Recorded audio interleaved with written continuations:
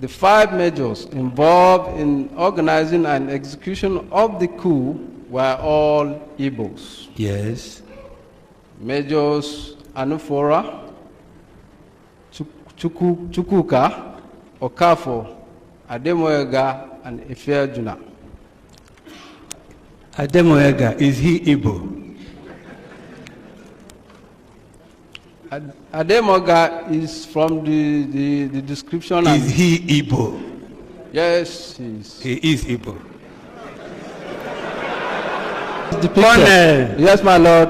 Don't mind who put who. You signed it. Yes. You are a colonel. Yes, my lord. You have read 5 names of military officers. Yes, my lord. Did you know them? At all? Personally, you mean? As a human being, did you know them in the army? No. You didn't know them? No. You've never met them? No. Have you ever heard about them? Yes. Now, you heard about those 5? Yes. And in paragraph 62A of the document you signed as a retired colonel. Yes, my lord. You put 5 names. Yes. And Ademoega is an Igbo. Is that correct? No. Thank you.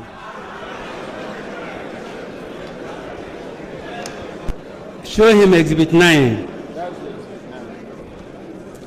Have you see Exhibit 9? Yes, sir. It was written by Ademoega. Adewale Ademoega. Was it the same person you put in your exhibit? Do you know? I believe so, my lord. You think so? Yes.